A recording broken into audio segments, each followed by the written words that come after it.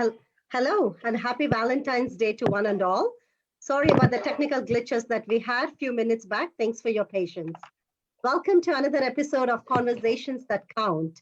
This week, we have Merle Rutledge, 2021 Virginia Governor's Republican candidate. Mr. Rutledge graduated from Norfolk State University with a bachelor's degree in 2014.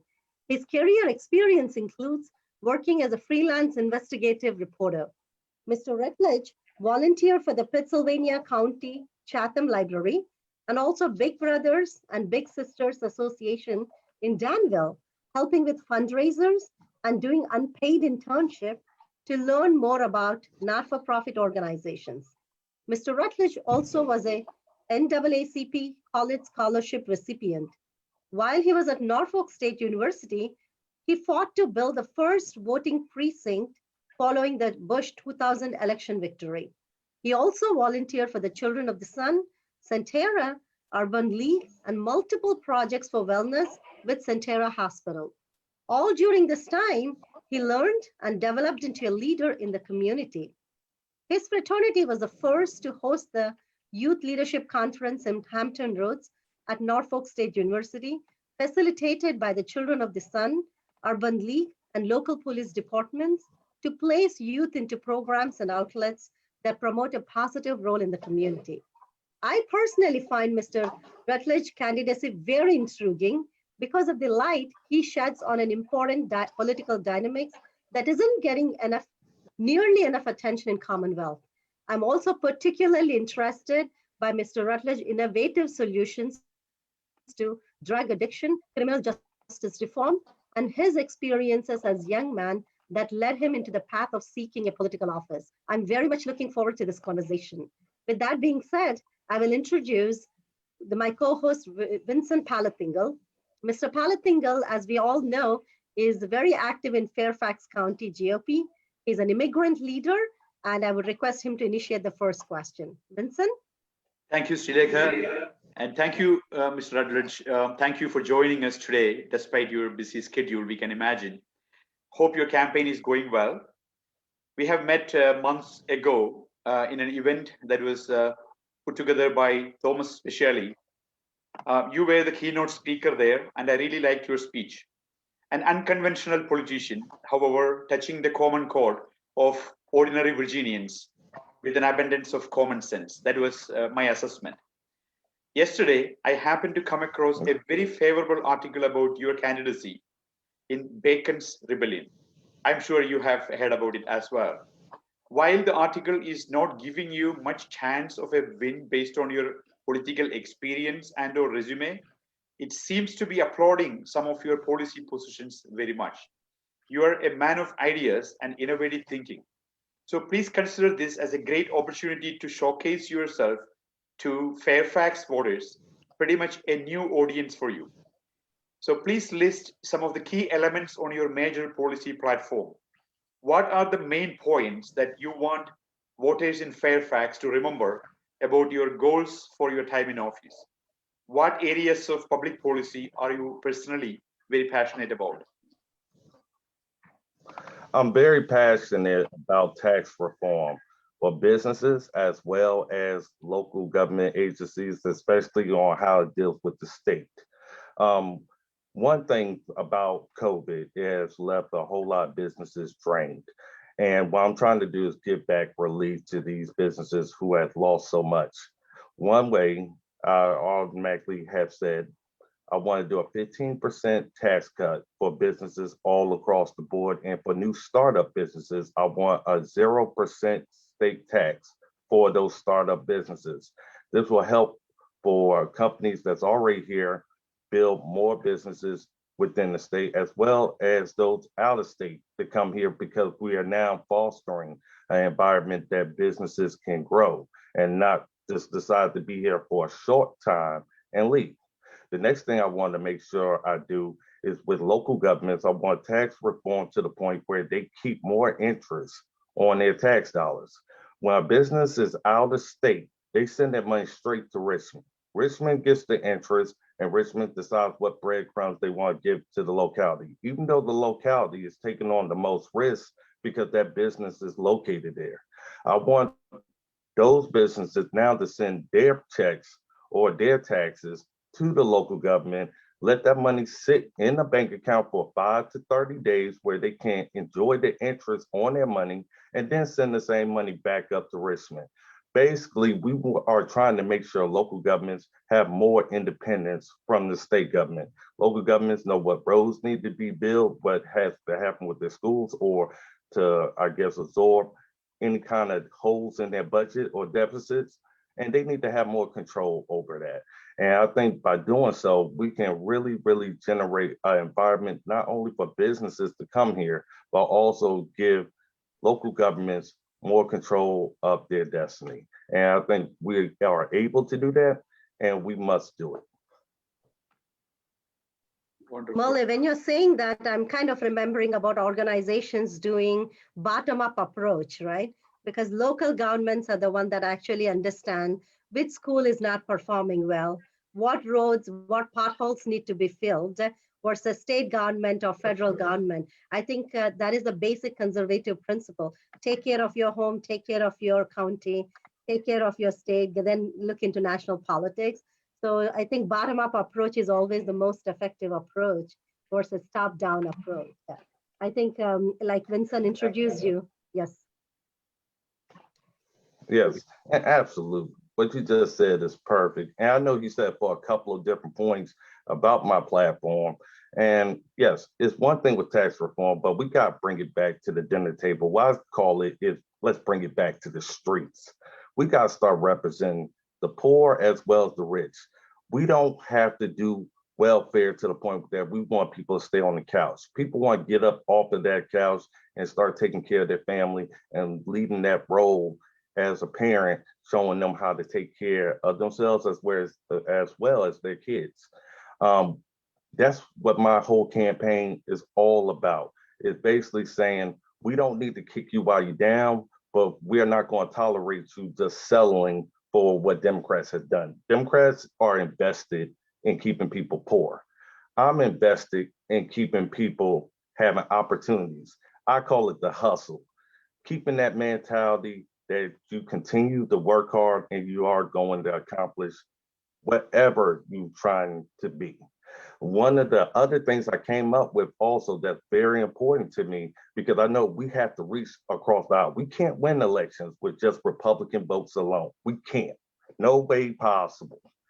So I said exactly, what can I do about welfare reform that puts in work as well as making sure people are able to take care of their families and don't have to worry about making a couple of extra dollars and then they having all their benefits taken away. No, we want to encourage hard work. What we want to do is say, you don't have to choose between rent, job, and car. You can keep that. If you go a couple of dollars over the federal poverty guidelines, we should reduce the amount that you get in SNAPs or EBT, but we should honor the fact to take care of hardworking Americans instead of sending our tax dollars to take care of those who are not in this country or in this state. I have nothing against that, but we got to take care of Virginia citizens first. And one of the biggest things we can do to really reach across that aisle is say, hey, we're not cool with staying on the couch. But what we're saying is we got to have common sense reform. And we shouldn't take away all your benefits and then you have to decide, well, if I keep my job and keep this promotion, I can't have these benefits to feed my kids. No, you should be able to keep your job, keep your promotion. And what we should do, not take it all away, but say, hey, we're going to reduce it until you start making more than what the poverty guidelines instill. This way it keeps you working and keeps food on the table. And that's what we got to do. And I'm all pro business. I'm all for the casinos, all for hemp, all for marijuana. I really don't care about how the establishment feels about it because there's enough Republicans saying it's time. Farmers need a new crop. They're not going to survive with how Northam is running things right now. And I'm trying to take care of having new entrepreneurs. I want to start expunging records for marijuana related offense. I want to end the war on drugs, which of course is opiates and more that is destroying Virginia. Instead of paying $60,000 a year to keep addicts locked up, we need to start investing in treatment and mental health services because we all know Opiates and more come from a variety of different criminal elements like pedophilia and more. And what we need to start doing is saying, we want to get you back to work, get you back moving on with your life, but we can't keep putting addicts in jails instead of back into jobs and taking care of their homes and families. So that's very important to me being the next governor. Three of my major things I run off, and plus criminal justice reform and making sure police get the salary that they deserve. A lot of people don't realize it. I have met detectives that make $38,000 a year. They see the worst murder scenes, the worst rapes, and everything else. I want starting salary for all police officers at $45,000, and for police officers who have at least 2 years of experience at $50,000. This way they can start taking care of their families and start knowing we do appreciate you. And if something happens in the line of duty, God forbid, we're gonna make sure you get a tax-free home and a tax-free car that transfers down to your spouse. This is for first responders and for the military. And I believe that we can fill in a lot of these different holes by the businesses I'm trying to bring in, from uranium mining, and basically even my tax plan brings businesses in. So we have ways to get this done. I'm not here to say I support something. I'm here to have I support, and this is my plan. And also term limits and school choice. Yes, sir. I'll just keep it right there. I know you gotta ask me some more questions, so. Merle, this is just such an enjoyable conversation. I'm sure Vinson is feeling, as an immigrant, as a person that walked into United States on day two, we've started working very hard. What you say is a music to our ears, because we are not against anybody that is on welfare, but I think all the things that you said about well-formed reforms and how to make it less government and reach across the aisle is what immigrants want, because we all understand that Republicans cannot win if we don't understand what it means to reach across the aisle and work with people that are common man. Vincent, do you have any 2 cents to say? I'm sure this is music to your ears too. No, absolutely. I was really excited to hear that dose of common sense in every aspect of what he was saying. And this is definitely what we need in Virginia. Basically, to understand the fundamental reasons, the fundamental pillars for a successful society, and then start working from there, from the ground up. And I see that, I mean, every aspect that he touched, when you look at police, we need a real good, great police force, for everything that we think are precious to be protected. So, common sense is what we don't have these days. So I can really see, and Merle is really good, when it comes to that aspect of, political life. Mr. Rutledge, while we're talking about that, let me ask you a question about the roles and responsibilities of governors. As you very well know, that is running, governors have many responsibilities, and it varies from state to state. I would like to know, as a candidate, which of those roles and responsibilities do you personally consider the most important for our Commonwealth?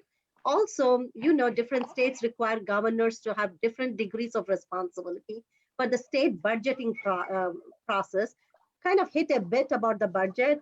But if it was your choice, what do you believe is the most appropriate degree of gubernatorial involvement with this process in Virginia?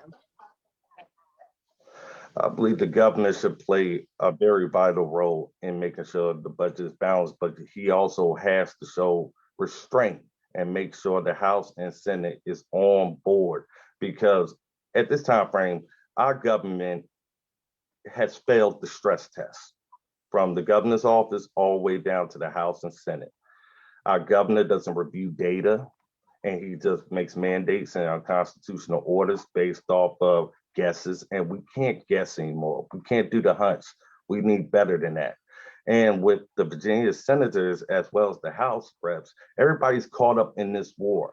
A governor has to start saying, we got to get the kids out and have the adults at the table at this time period, because people are watching everything we do because they are depending on us where they shouldn't have to. We put ourselves in this hole. And like any company, we was the worst off in the entire country here in Virginia. That's embarrassing.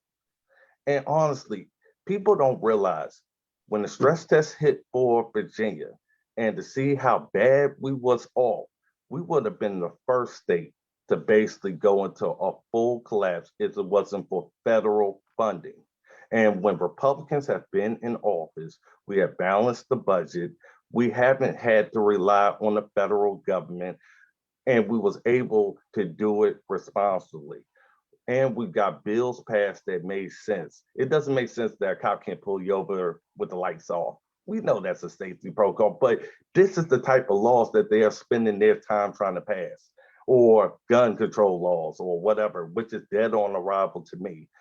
And it has become embarrassing nationwide. Like I tell people, the three stooges could run government better than Northam, Fairfax, and Herring. Right now, people are living in smoke and mirror dreams. And what we're trying to do is say, hey, cut the smoke and mirrors, cut being emotional, stop worrying about people's personalities, and start saying, are they doing the job that I am expecting out of leadership? And the best thing a governor can do, especially me, I'm going to be campaigning against Democrats even after I win the governor's race, because I know it's going to take more Republicans in office. Right now, we have a bunch of career politician candidates, and realistically, they couldn't even get the people that they was closest to over the finish line. We had Gabe, great candidate, College, Benjamin, Taylor, and Friedis. He should have never lost his race. Honestly, I wish there was more election challenges in regards to that race. But the fact of the matter is, if people are rejecting you, it's time to get a new head coach, especially if you have a losing strategy. What do? If we see somebody go 0 and 10, we say, hey, time for a new coach, time to bring somebody else in that can gravitate towards making sure voters know the difference between truth and lies, and making sure that they know who's working and not working. And like I said, term limits is never a bad thing, but I think every governor should start really going deep into detail about who has been there too long, because some people have forgot what their districts is like because they never visited. And the only way you can understand things from your district and what is really needed is to go from ground zero all the way up to the top. And that's the good thing about me being hopefully the next Virginia governor. I know what people are experiencing now who are poorer than poor.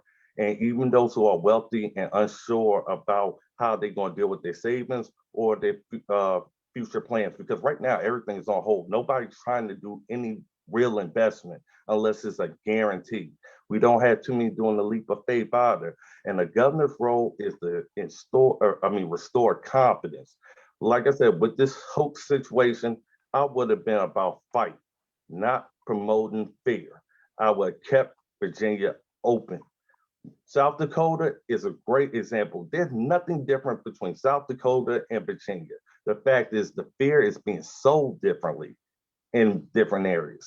And the fact is, people need to know, hey, I understand you've been told you are going to die if you don't have a mask on for so long. So we need to make sure people give them time to catch up. But we also got to tell people, eventually you got to take that mask off.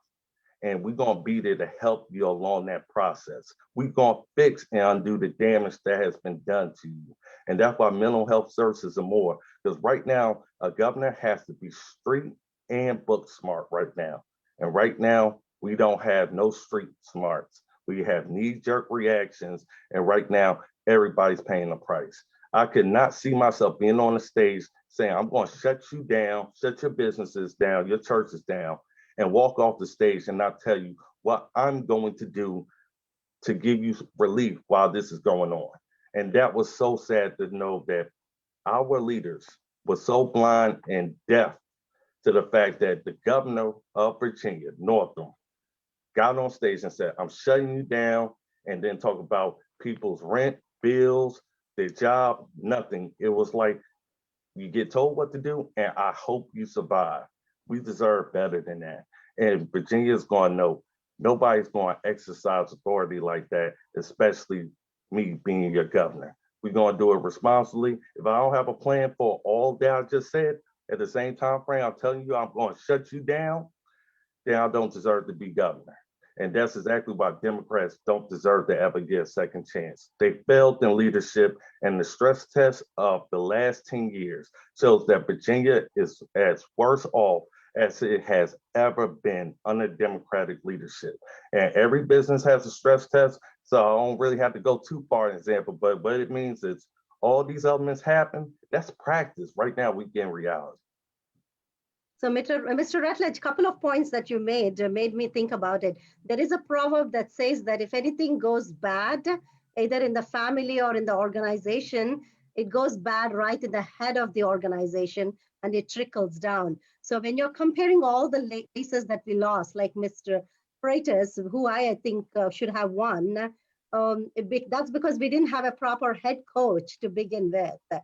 I think you were straight on the point to say, if it is going bad, it's going bad on the top. It's like we don't have a great head coach to kind of maneuver our candidates and fight with for election integrity. And I think that was one of the reasons why we are in what we are. I'm a healthcare professional by background. So when we have a physician governor and we rank 50th in the nation for either dispensing the vaccinations, are unable to get through the restrictions of COVID, it makes me wonder, how can I have a physician governor and how can you not maneuver vaccinations throughout the state well? Because as a healthcare professional, I would think health policy should be my strength, not a weakness. Yeah. So you hit all the right chords right there. And when you talk about various states, I have thought about this in the past. It is very easy for us Republicans to market our party by bringing that statistics into picture, where things are failing miserably, where there is no security, where people are running away from high taxes, where all the policies of governments are having no common sense or no common man in their thinking. Look at all of those states, and they're all Democrat states, and people are running away from those states. People are running away from those cities. So if you can take that as a project, Republican Party on a nationwide, to project it, these statistics, that's good enough for people to see why the American prosperity was created by the conservative thought, the Republican thought in the past, which is being squandered by the Democrats all over the place. So, and I really touched on South Dakota. You can see people are running away from New York, from San Francisco, from all these Democrat-run cities. People are running, people are leaving, but they are taking their politics to the new place and making those places turn Democrat. So if we can really show these statistics, then at least we can avoid the people move. They don't take their politics with them. So an excellent thought. I really wanted to comment on that. You're clearly aware of how these states compare. Now I have another question that is a burning issue in Fairfax County in the Northern Virginia area. And it touches on the race relations a little bit. So I would like to know your thought on this. This is basically about the Fairfax County School Board's decision to eliminate merit-based selection at Thomas Jefferson School for Science and Technology in lieu of a race and geography-based lottery system. Thomas Jefferson, I don't know whether you're aware of it, it's one of the nation's best schools. They say this will help increase African American and Hispanic enrollment and by decreasing Asian enrollment. So they're pitting one race against the other, basically. So Asian community considers this as a race-based discrimination. And coming from an African American background, what are your thoughts on the race-based thinking and this geography-based lottery system in school admissions? What will be your approach towards the critical race theory that we all hear these days, which seems to be the Bible and driving force for Democrats all over the country to enact such rules? What are your thoughts? Well, the best thing we need to do is move forward and start saying, hey, it doesn't matter whether you're black, white, blue, yellow. We all bleed the same, and we all have to use whatever opportunities we have to get where we want. We don't need any special handouts or anything given to us based off of race. That hurts us because it says that we only achieve because of our race instead of our character and being the best person for the job, regardless of who you are. I do not believe in being the Black governor of Virginia or the white governor of Virginia. Just believe in being the governor of Virginia and treating all people equally, not with equal outcomes. So anything that is race related based off of what they consider disenfranchisement or disproportionate for a particular race, as far as it's concerned, I'm no longer going to address it or consider it, because I need for people to understand your race is not a defense in court, it's not a defense anywhere else. You can't use your race at the most critical decision-making times that you have in life. You have to be able to speak for yourself. And so many people, Black, white, or yellow, have been the example to say your race is not an excuse for you not to achieve. We need to start telling our youth and really speaking to the parents. That's one thing the Republican Party got to start doing. I'm 40 right now. You know, I'm tired of dealing with Black, white, all this. It's not because I don't care. I'm just tired of it being used as an excuse and only used to put a certain group down. If you start telling somebody they are handicapped and disabled every single day, they are going to believe it. When I was growing up, my mother's always said, you're going to be the whoever you want to be, always encouraging, always uplifting. And that's what we got to bring, not only to somebody who's rich, to people that's poor, and continue to tell them, your race is not going to hold you back, but if you let it. And that's where we have to really put a bottom line here. It's so much with race and people talking about gender identity and all these different things. No, it's the best person for the job moving forward, who has the most hustle, who wants it more. And realistically, you want to get in the NBA, it's not about your race shall allow you in the NBA or the NFL. It's about who wants it more, who wants to get to that level more, regardless of who you are. The best thing we can do for any race is say, you are no better than anybody and no worse. We are all the same. We are all part of the human race. And regardless of who we are, we will get through things together. Because honestly, I got Black friends, white friends, Chinese friends, and all over the place. And what I say to people is, you want me to give up my friends because you want me to be around a particular race. I said, I'm not doing that for people who never had my back in the first place. I'm going to go with the people who I know from their character that has been my life to show that exactly I'm going to be the example of unity, not separating people apart. And I definitely don't believe in any race-based policy that further drives wedges. It doesn't bring us together. I think we are better together when we work together. Oh, that's Molly, really wonderful to hear that. Yeah, meritocracy is the way to go, Merle, and I'm glad that you're reinforcing that. And I think I was hearing one of your podcasts, and you said something very similar to what you said. You're in your 40s, and this is not a time that you need to focus on race. This is a time for you to focus on, how do I achieve my American dream?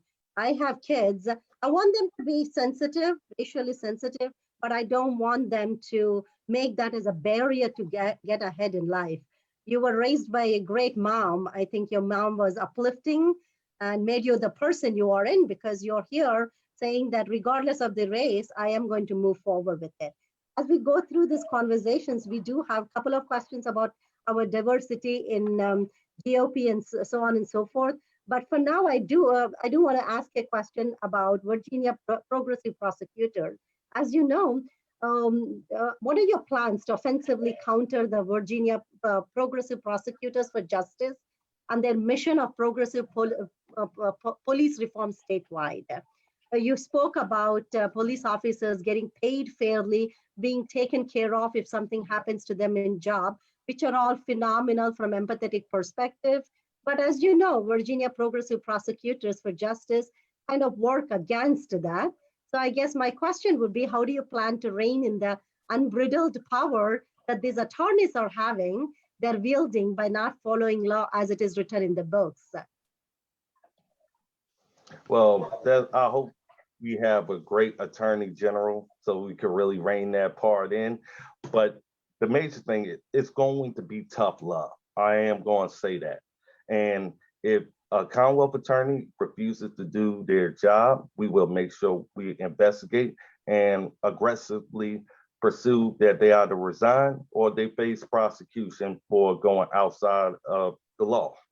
The fact is, we don't have time to be nice to anybody anymore, especially with all that's going on. It seems like Marxist agendas and stuff like that is getting more attention, and it seems like anything to kick America while it's down, whether it's the American flag, American police, anybody who loves America, it seems like a prosecutor now has a bias against you for being being pro-American, which doesn't make sense. But actually, that's why my criminal justice reform program is in. We are going to really take the bar out of really the discipline of lawyers. We're going to start having clear, bright lines of what a prosecutor is supposed to do. And if they don't, we're going to have a way for them to get removed. Because I think that's been the biggest problem right now. A lot of times they think it's prosecutors, but it's really judges. You know, if a judge has personal interest, and that's why I believe in electing judges and not appointing them, because most of the time frame, from what I've seen, judges are the ones who give out a bunch of campaign fundraisers or cash to, you know, somebody who makes those appointments. And we got to get out of that paid for play stuff. And realistically, until prosecutors believe in justice, not specialized treatment, justice, we are going to have the problems nationwide, and we need to focus on making sure we have a better justice system. And not going to be perfect, but we don't need prosecutors like what you just mentioned, continuing to do the job in a way is not helpful to Virginians. And right now, I think most people are fed up of the criminal justice system because they do believe it's not fair. The fact of the matter is, I also tell people, don't put yourself into the justice system. Put yourself in the system to change the system, not be imprisoned by it.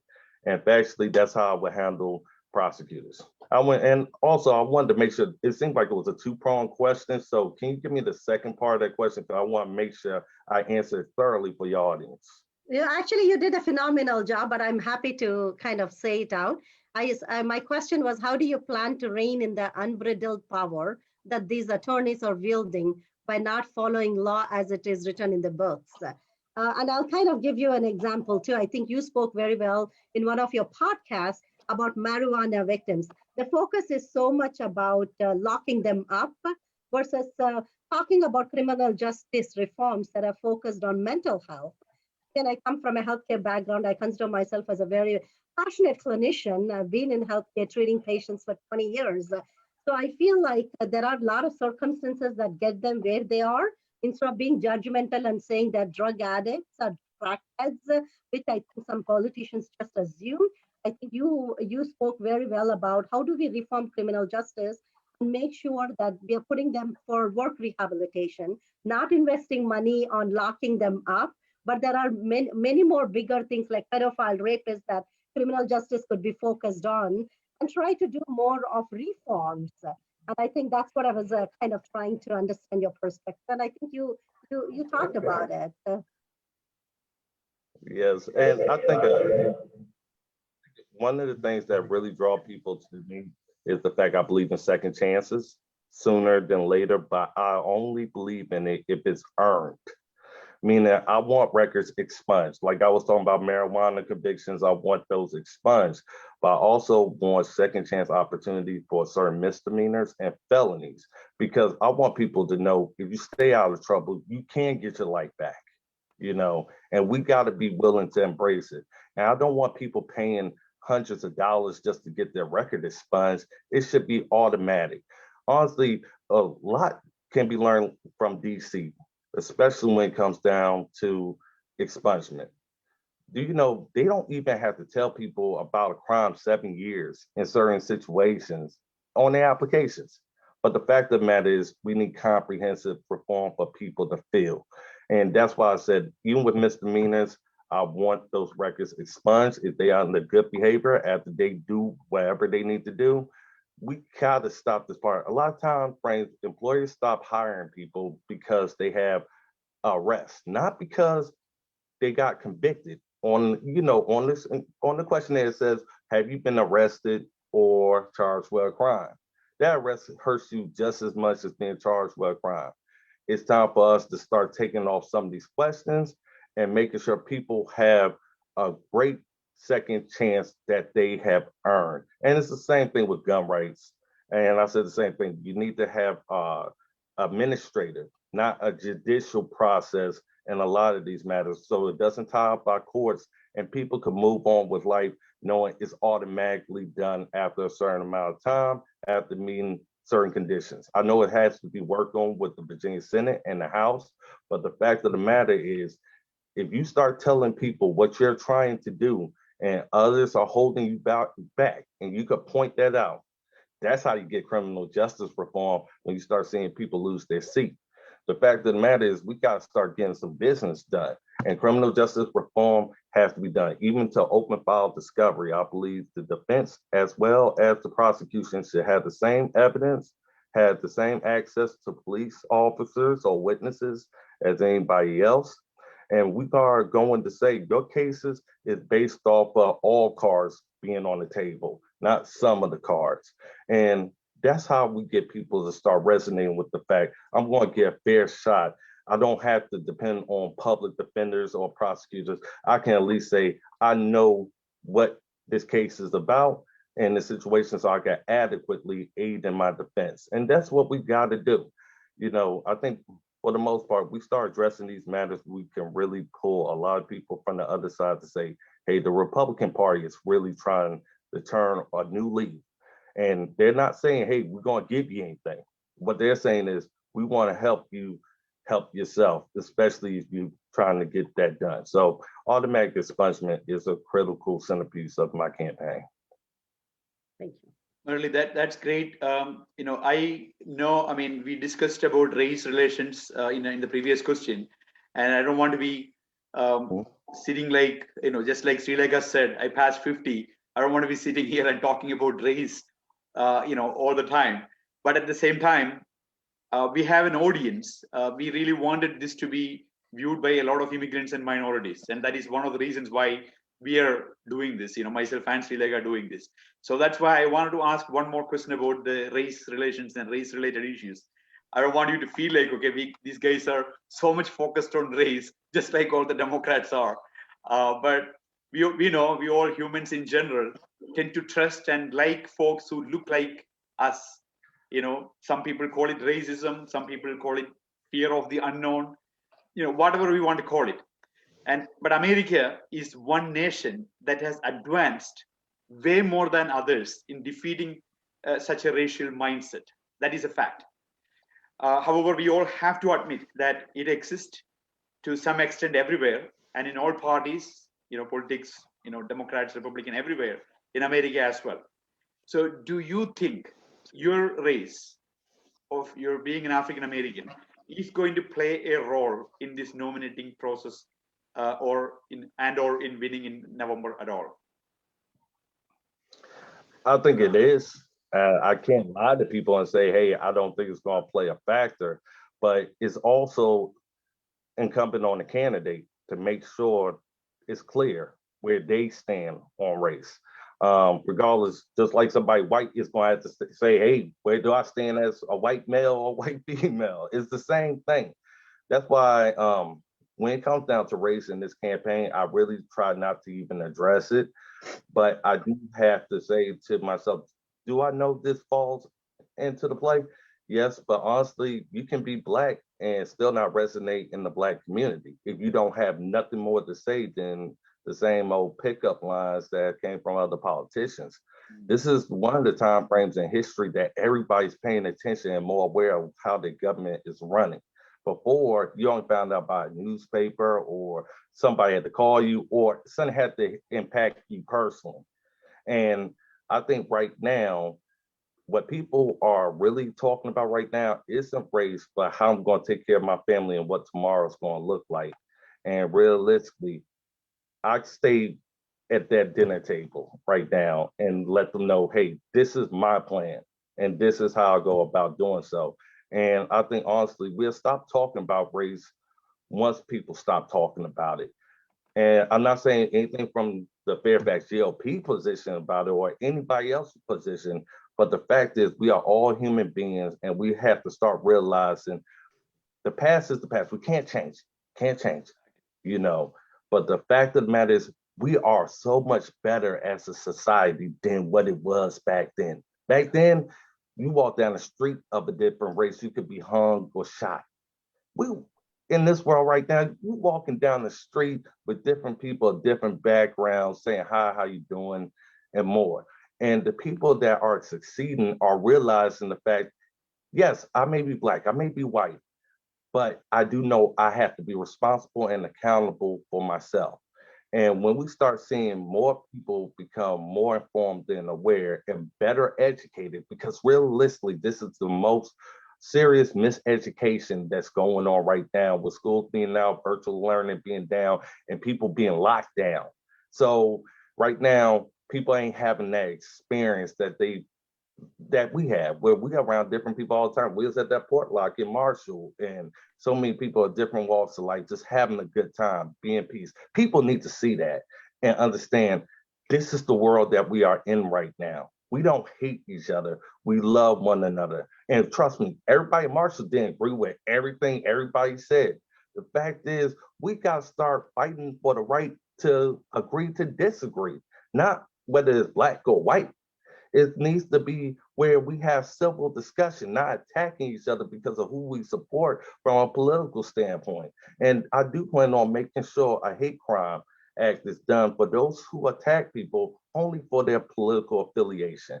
And I'm also going to use that towards big tech and anybody who decides to step on our First Amendment rights to be who we want to be and be assembled with who we want to be assembled with. That doesn't matter race or whatever. I've seen people who are black help the Confederacy or the daughters of the Confederacy or anything with that part because they are saying we are protecting each other's history. Yeah. See what I'm saying? We are protecting who we are, our family dynamic, everything that we are all about. And that's how we fight through the race thing, by showing America that it is beautiful and everybody in it is God's children. And that's how we fight back. And that's how we deal with the race issue, by saying, I don't care who you are American, and we're going to stay fighting with you. We will work this out together. And that's what we got to start talking to each other and say, come up with a plan that helps each other, not just helps some of us. And that's where we start seeing the race fade and we start seeing brotherhood and sisterhood of all walks of life come together. And I had to learn that just like anybody else, but that's part of the American experience. And that's what we call exceptionalism outside of racism.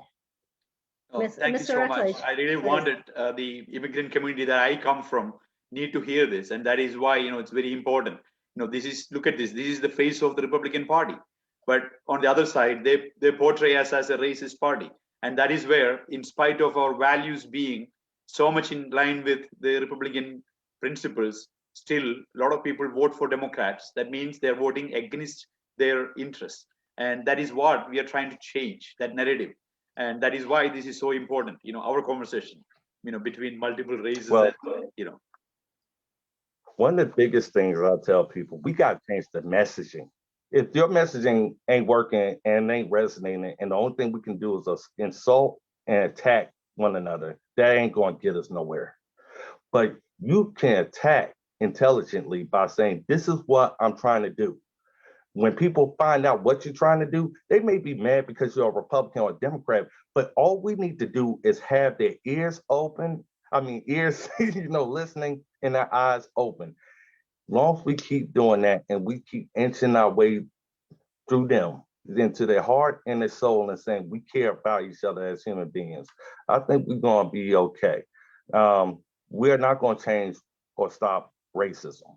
People are going to be racist, and you got a right to be racist, but you also have a right to deal with the consequences. And I tell people that's a burden on that person's shoulder and their cross to bear. They ain't going to be mine. When I go in the room and they're like, how can you be in this room full of white people and all this? I say, guess what? Those people that you calling those people are my brothers and my sisters. Those same people, when I go to church and there's a black church, they are my brothers and sisters.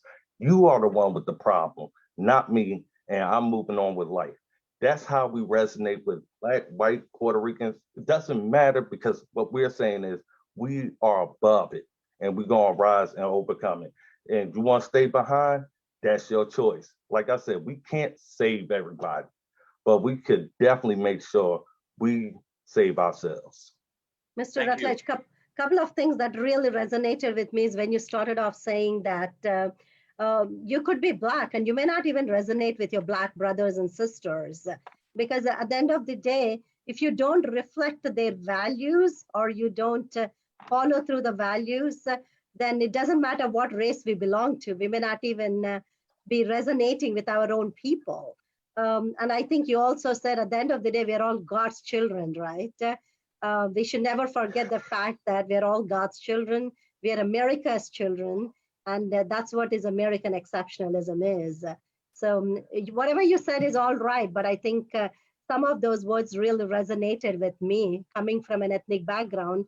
I could come from an ethnic background, but if I don't share the values and implement them in my real life, what good is it? So thank you for explaining it to us very well. And just a side note, if this, I sincerely wish this works out and I'm positive it will work out. If it doesn't, please don't hesitate to become a motivational speaker. I think you will motivate millions of people around you and change them in a heartbeat. Absolutely. So my next question is, I mean, I hate to kind of continue on this path, but I can't lose you because you are such an accomplished African-American Republican man. Even though 18% of Republican voted for Donald Trump, there is still perception in immigrant and minority communities that there is lack of diversity within GOP. Yes, last time we did elect several women, but that's a great step. But diversity does not end by electing several women. Neither diversity is just the race. It's not just about men, women, black or white or Asian. Diversity is more than having women and people of color in the leadership roles. I feel that in GOP, the cultural transformation must occur at all levels, and the transformation must occur now. As you stated, we can't win elections by relying just on the same traditional people that used to come in and vote Republican. So as an accomplished African-American Republican man, what are your thoughts on diversity within GOP? Well, I can say it like this. If we are not ready to make ourselves very uncomfortable, we might as well get comfortable with losing. Can't force people to have the conversation, but we can definitely make sure we do everything to have that attempt. That's why I told people, if you have a neighbor or a friend and you never talk to them, hold the conversation, not about being Democrat or Republican first, but saying, this is who I am and can I get to know you? People don't realize a lot of conservatives are right now, a lot of black people, white people are really conservatives. The older ones are conservatives, trust me. And they're easier to talk to in regards to what's going on because they're more mindful of their pockets than they are of anything else. And they'll say, I voted based off the fact I own a business. So it is a lot of underestimating and complacency and procrastination that's going on with the current GOP right now. I can't wait for them to actually do the job. As being a leader, I got to take that on. You see what I'm saying? And I can't just decide on holding back because of that part, because I know people depend on how I run and what I say, because I'm actually bringing a voice to those who thought they were silent for quite some time. And now they're seeing that somebody like me is coming up and saying, oh, the suicides, the opiates, all these different issues that go on in these communities at record levels. They're like, somebody is speaking for us, the evictions that's going on, BC, whatever. No other candidate is talking about this stuff.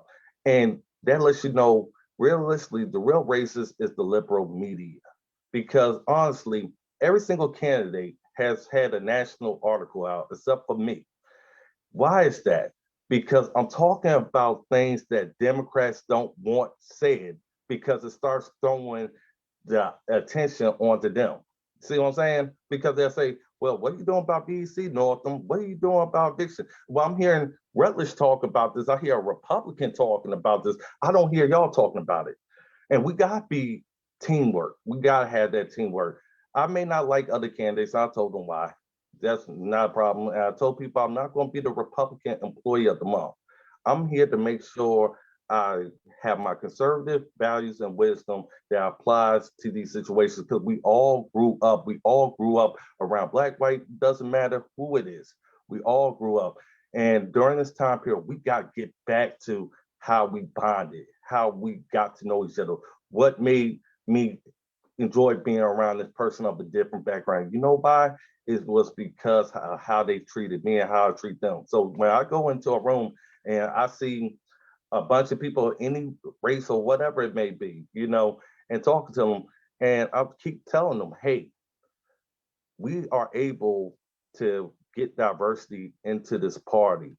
We just got to be fearless, and I'm fearless behind it. And I talk to any and everybody, and realistically, I guarantee you, when it comes down to this election, I'll make it there. Trust me, it's going to be a landslide, because I'm talking about the things that Republicans and Democrats find very important, but only career politicians don't talk about.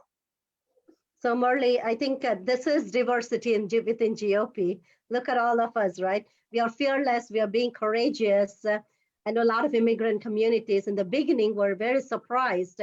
Somebody like Vinson and myself can be even Republicans. Now they're very open to hearing us out, and they're very embracing to the principle of conservatism. And I think your point of saying that instead of looking at the party and said, make it diverse, we ourselves are leaders. So we ourselves have to be part of it and seek active solutions versus sitting back and saying, what can party do to increase the diversity? We should be out there. And I think a few things that you said about suicide prevention, evictions, those are all real life issues. So when you are looking at career politicians, they talk nothing about suicides, mental health, marijuana addictions, which are actually real life issues. And I think that's where you have an edge, because you speak about them. You don't shy away like liberal elites do, neither you shy away like a career Republican politicians do. But to be honest with you, that's what happens in a common man's life. Common man is not sitting and saying, oh, look at me, I'm brown. Where am I going again? Common man is thinking about, how do I put my children in better schools? How can I prosper better? So thank you for speaking the real common man issues. Yeah, And Merle, I can say one. I want to draw your attention Yeah. to another burning issue we have. Just yesterday, Okay. President Trump was acquitted by the Senate. We know the election results were not something that we would like to see, in spite of us having 10 million, 11 million more votes than last time. We still were not able to, capture the White House in 2020. But I see in the whole mess that happened on January 6th and everything else that, the impeachment, even the impeachment sham, I see a great opportunity in this, because the entire world thought America, being the largest democracy, I mean, the biggest democracy, the oldest democracy, everything is going so perfect in the American election system. But now the entire world came to understand that things are not really perfect in America when it comes to election. And millions of Americans believe that the last election was stolen from President Trump by using COVID-19 as a cover to promote massive and fraud-prone absentee voting. They believe, if the election rules do not go back to the pre-COVID situation, it will be very hard for Republicans to win again in those high voter fraud-prone districts. So Democrats are pushing for this fraud-prone absentee electioneering to become the norm. So as the governor of Virginia, what are your plans to reverse the COVID-19 related accommodations to go away?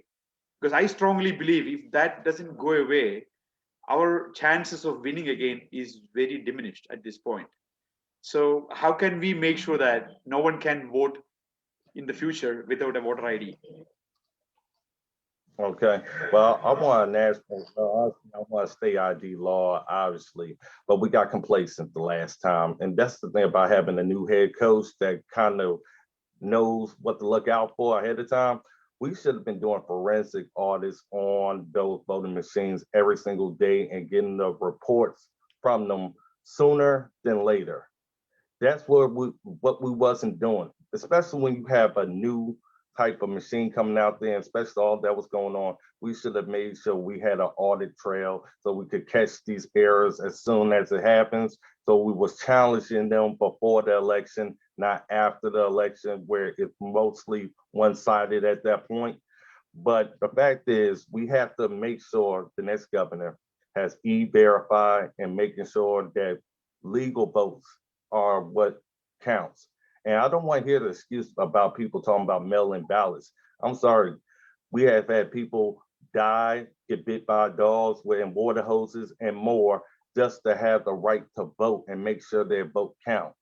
The best thing we can do to get this message across to each and everybody is saying exactly, we want a fair election, but we want to make sure your vote counts and to make sure that we don't have outsiders or anybody who's not supposed to be voting.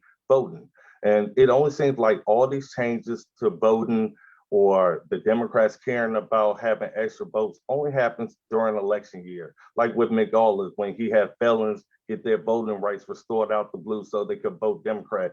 They have been doing this for the longest kind of time. We've just been sitting there taking it. That's what happens when you lose elections. You don't have the authority to make sure you have a chance to make sure our elections is done right. And like I said, people want to go down the rabbit hole and they think a career politician or the rest is going to get this job done. That's not going to happen. Now, a career politician can, but a career politician has to come up with some answers. I just gave our answer.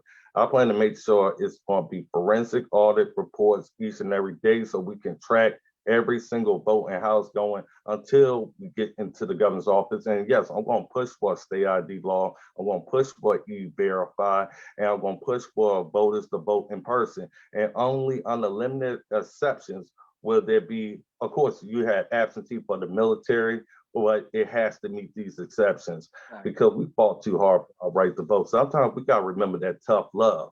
We got to remember what it took to get to this point. And realistically, you start reminding people about that, they start not being against you.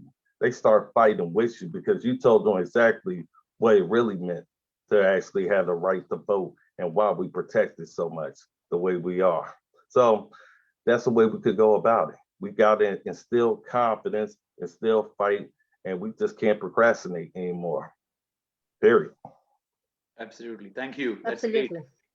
Mr. Rutledge, I'm going to ask you a question that is extremely, I'm sure, passionate to you and passionate to a lot of Virginians. In fact, recently in Loudoun County Board of Supervisors meeting, I spoke about the Second Amendment. As you very well know, in Virginia, Second Amendment is under attack. Democrats have done serious damage to Second Amendment rights of Virginians. I would like to understand your position on this issue. And also on the website, you believe you have proposed state recognized gun. I would like you to comment on that. But last but not the least, I was wondering, do you have endorsement from CDL or NRA or other prominent Second Amendment advocates? If not, are you going to seek out? So what is your take on this entire Second Amendment issue? Well, gun control is dead on arrival as soon as I'm governor.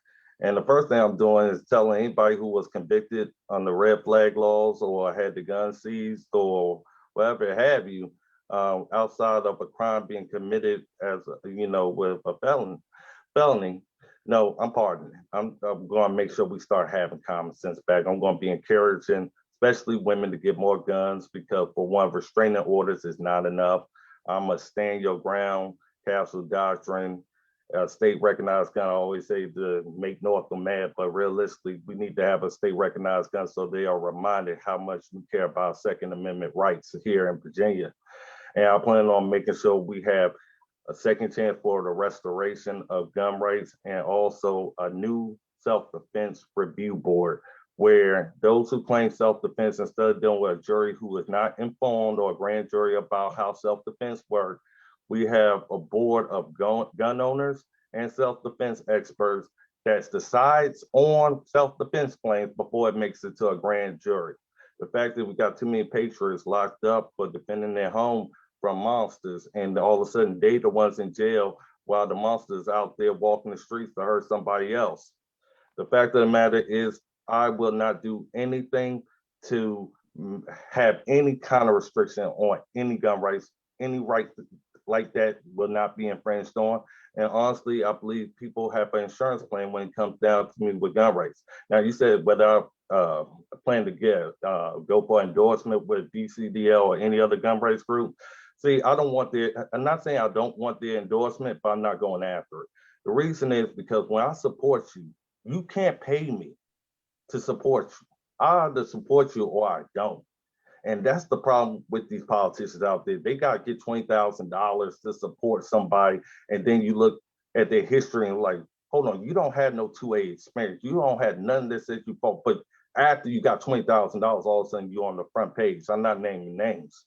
The fact of the matter is they need somebody authentic that's not a copycat, that believes in the right to bear arms, not being paid for it. And I think it's an insult to our Constitution and to us as public servants that we get bought off in order to fight for our rights and our constitutional freedoms.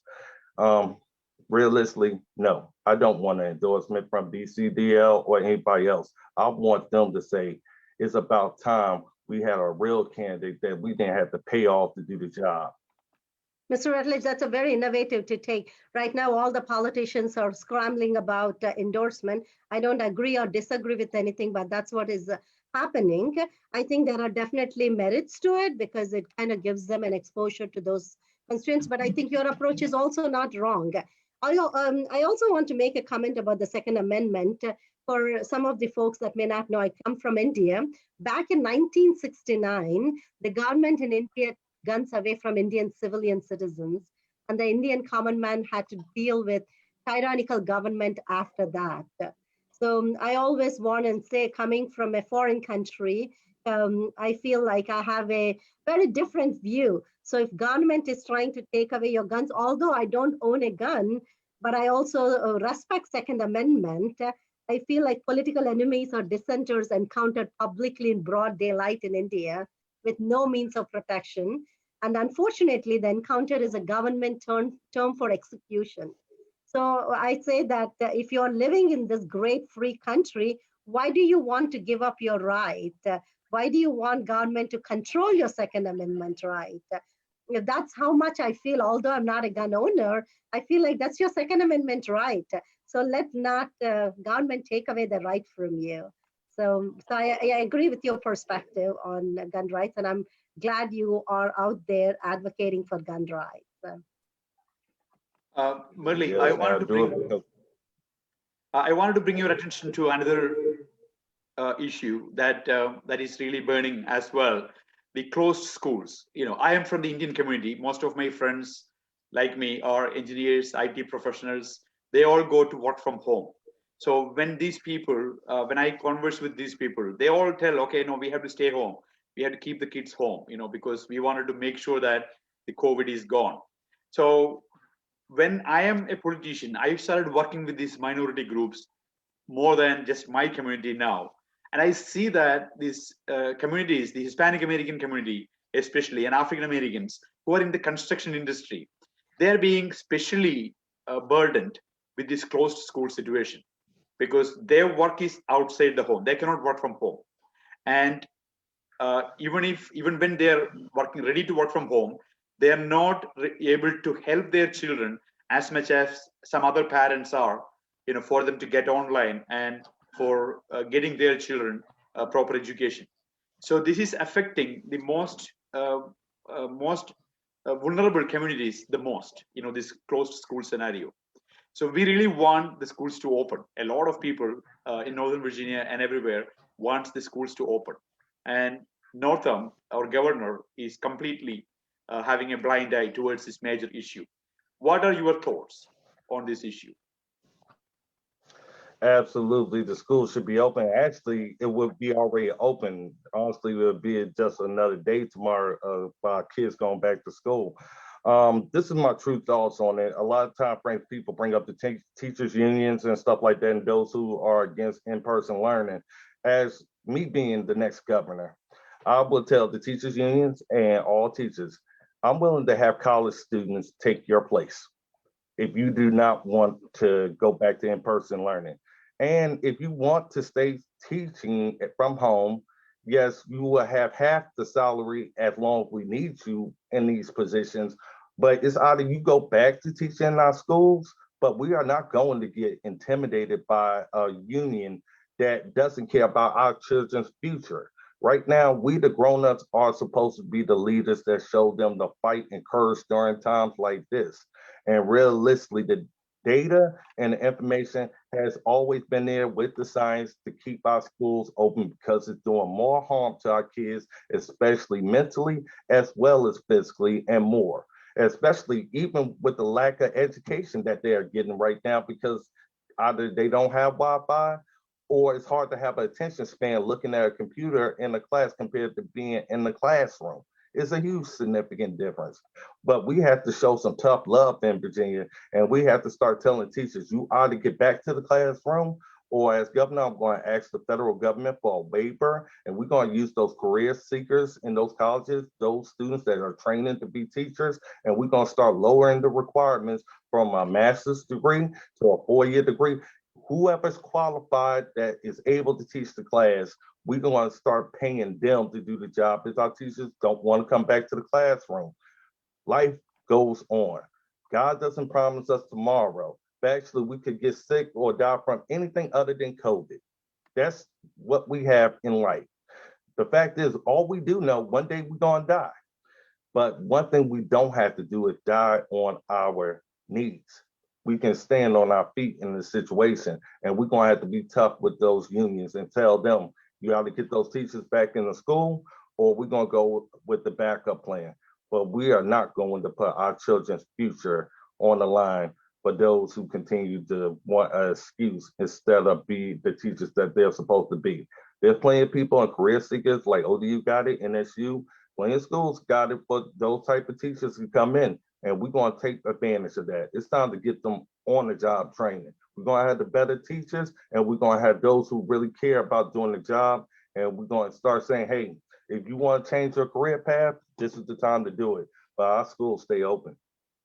Merle, Thank you so much. That is a strong endorsement for whatever we all feel that the school should be open now. And I really appreciate that you follow our thought process as well. Thank you. Merle, another thing that I really appreciate you talking about this is a lot of seasoned career politicians are afraid to even utter school unions. I always say it is okay to take head on. We are not saying that it is a bad thing or a good thing, but it's okay to have them at the table and start asking the right questions to get the right solutions. And I think you're not afraid to use that word. Every time I wonder, I'm like, that's not a bad word. I mean, school unions were formed for a reason. It serves the purpose for sure. And a lot of teachers like it. So let's respect that. But on the same token, how do we bring them to our table and explain them where we are coming from as well? And not be so afraid of issues or not be so fearful of even uttering the word, thinking that we are going to piss off some people. I said, but we are asking the right questions, right? So I appreciate you actually saying that. I think you said school unions 4 times. And I was like, it's been a long time. I've not seen a politician use the word school union. So it's good that you're fearless and you're courageous and you're willing to negotiate, come to the table and talk to them to kind of explain them our perspective as well. So, and also, this key thing for other Republicans, I know they're going to pay attention to this interview. The way to get to the teachers is to start talking to them about the fact those classes that they are teaching online right now can be recycled. So if you're looking at your job right now, start looking at what is being taught right now being your job on the computer if you keep in this direction. The one thing I have learned about these teachers, like any other group, is a lot of people in a group that don't like their leadership. We had that in the Republican Party. The thing is, if you start getting to enough of those members and start saying, hey, he is making a lot of sense. What happens when they don't need us anymore? Are they going to recycle our teaching lessons so they could teach the next class? I'm like, if you don't believe me, look at McDonald's and look at those kiosk machines. Look at those banks that no longer have tellers. You'll start paying attention then. The thing is, we've got to start telling them the truth now. And what they're going to do, they're going to thank us because they're going to start asking the questions that they need to ask instead of thinking some party is in their best interest. They're going to find out the Republican Party is telling us the truth, and we got somebody actually fighting for us, not them unions, because he's the one who's telling us what the unions ain't telling us. And that's how we went back. A lot of voters, a lot of teachers, and more. And guess what? Those parents appreciate us who are trying to go to work and can't afford daycare, and Governor North ain't helping them out, and they can't depend on it. The fact of the matter is, I want them to say, you can depend on me to fight with you, not fight against you. And what I'm doing is, I'm fighting for your life to have prosperity, liberty, and success, and more. Everything that you want. But I'm not going to stop you, but I'm not going to lie to you. That's how we get them to recognize the truth. I think, Merle, what you said is being a tough parent, right? You have to say the truth. And I think your innovative solutions or your innovative way of pointing out to the teachers that your jobs could be at jeopardy if this continues for another year, because there is a lot of technology out there using artificial intelligence, using robotic or using online curriculums. Schools might want to reduce the funding for in school if this continues. So I think you kind of being a tough parent right there and saying the truth and not telling something that they want to hear so they will vote for us is pretty admirable. I think it's important that you take the credit for just providing the tough love and saying the truth as it looks, even though you may be at risk of losing some votes, but then there will be majority of common sense folks out there that will be like, yes, that makes sense. Why are we putting our jobs at risk? So thank you. So Mr. Rutledge, as we're coming close to the closing time, I do have a question about nomination process. As you know, Vinson is our leader in SCC. He represents in our state central committee. So there has been a lot of going back and forth about whether it is going to be a nominating convention or primary. So this is going to be a convention.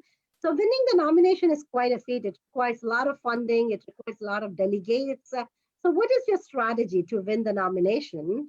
Do you kind of have it phased out or an executive business plan on how to get there and make it happen on the day? Well, let me first say, you gotta put God first.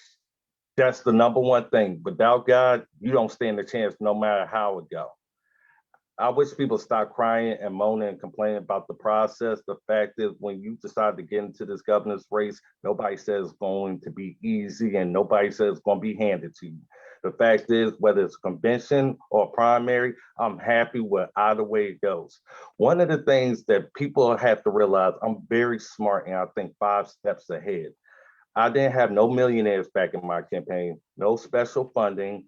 I didn't have any politician endorsement because I wasn't asking for them, because I wanted people to respect the work that I do on the campaign before, during, and after.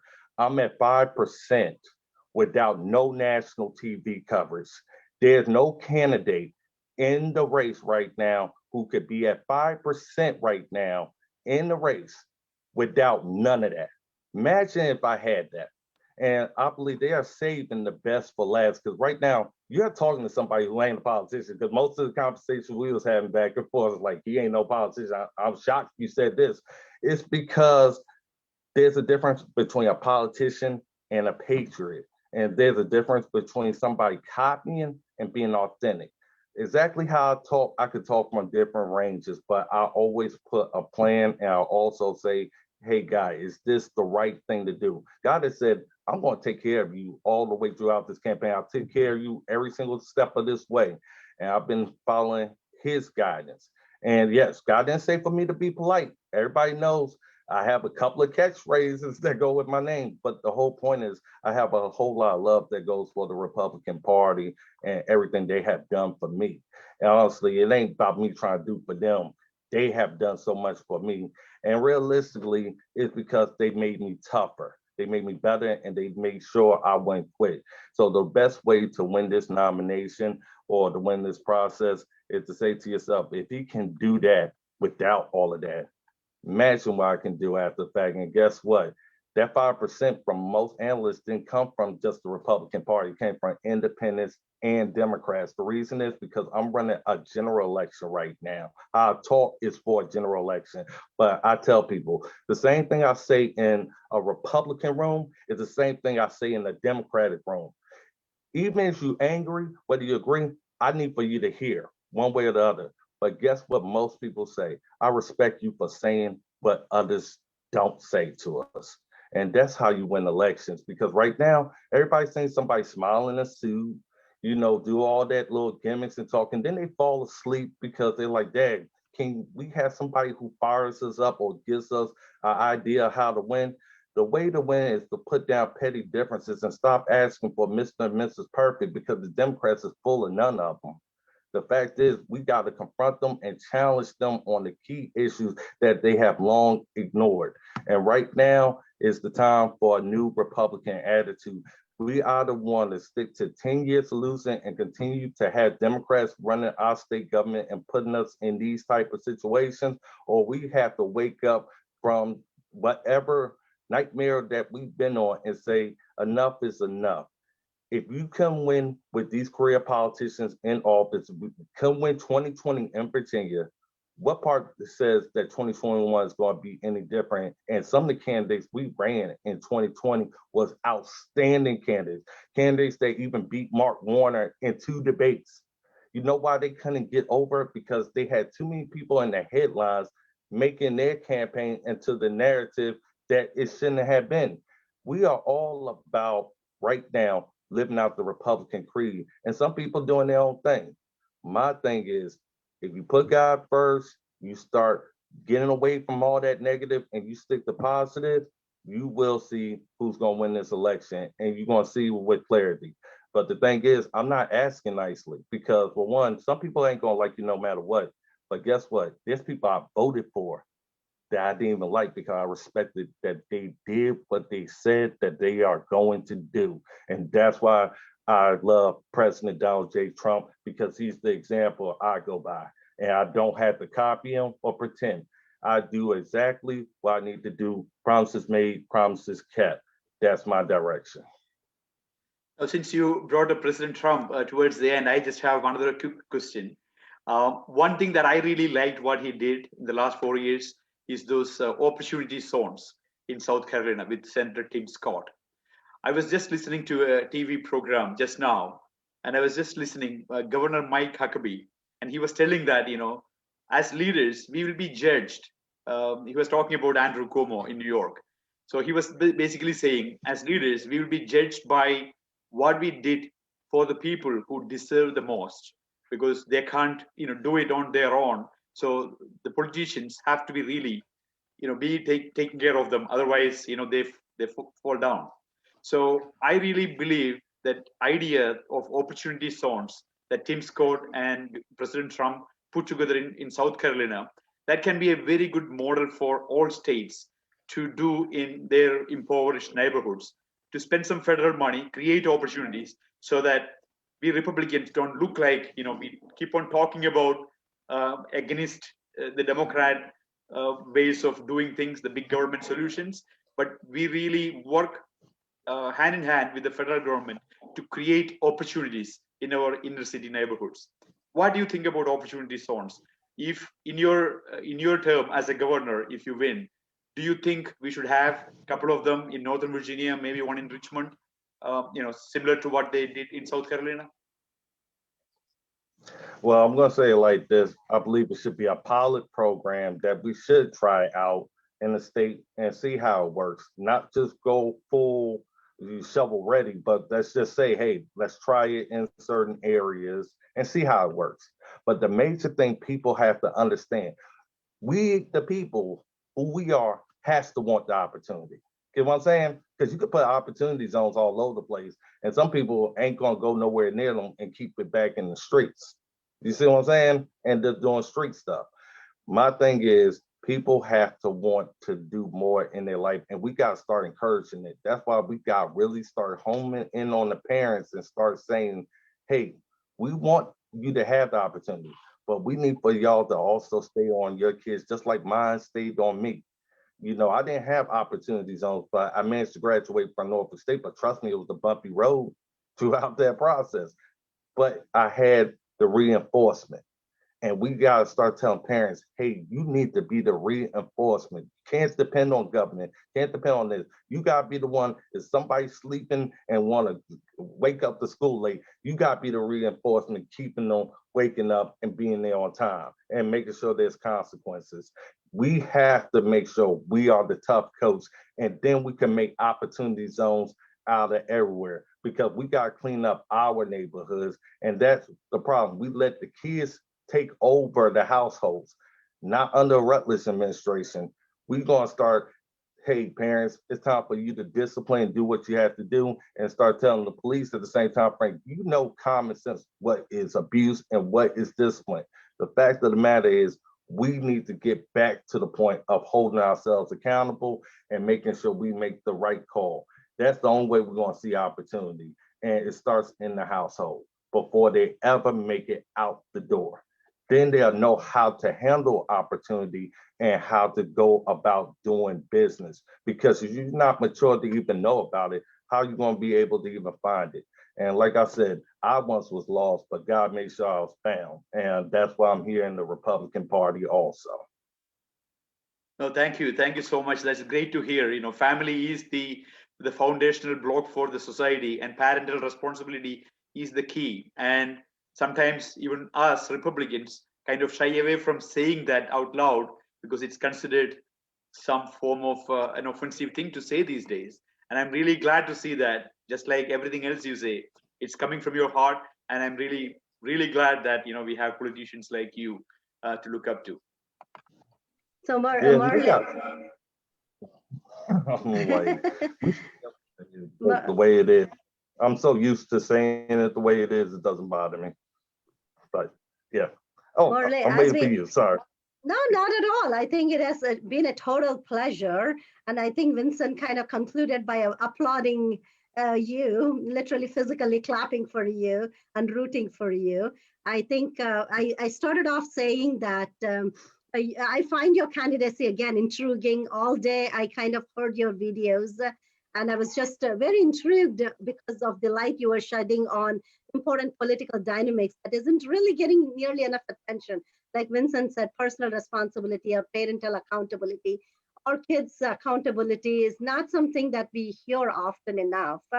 You also bring in so many innovative solutions to how to motivate teachers to get back into schools, about drug addiction, criminal justice reform, marijuana, and all the things that usually politicians shy away from.